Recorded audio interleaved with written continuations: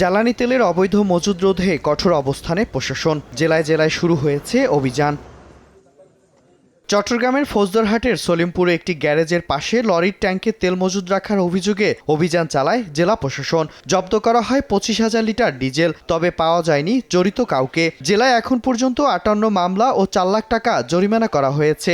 এখানে আমরা 25,000 লিটার তেল পেয়েছি। ইতিমধ্যে আমাদের জেলা প্রশাসন আমরা ইতিমধ্যে প্রায় 31,000 লিটার তেল আমরা জব্দ করেছি। বিশেষ ক্ষমতা আইনে তাদের বিরুদ্ধে মামলা হবে এবং আমরা মামলা হওয়ার পরে তাদের বিরুদ্ধে ব্যবস্থা গ্রহণ করব।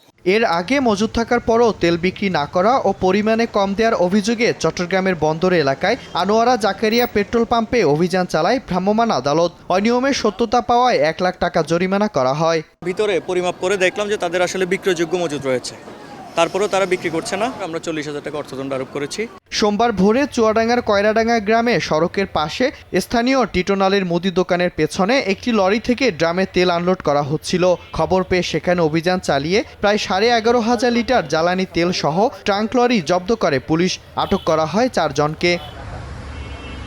এদিন সাতক্ষীরা সদরের গাভা এলাকায় যমুনা পেট্রোলিয়ামের লোগো লাগানো একটি ট্রাকে অবৈধভাবে তেল পরিবহন হচ্ছে এমন সন্দেহ হলে গতিরোধ করে স্থানীয়রা। পরে পুলিশ এসে তেল পরিবহনের কাগজপত্র না পেলে চালককে আটক করে। জব্দ করা হয় 7,000 লিটার পেট্রোল। পরে আটক করা হয় 4 ডিলারকেও। একটি লরিতে 7,000 লিটার পেট্রোল সহ আমরা পাই।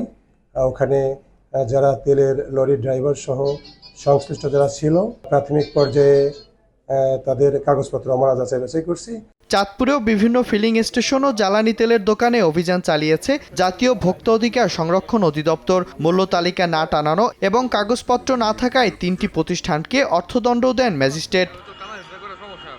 এদিকে বিকেলে রাজধানীর কুড়িল প্রগতি সরণির কাজী মোটরস নামে একটি মোটরস পার্টসের দোকানে অভিযান চালিয়ে অবৈধভাবে মজুত করা 350 লিটার জ্বালানি তেল জব্দ করেছে আইনশৃঙ্খলা বাহিনী। এ সময় আটক করা হয় 1 জনকে।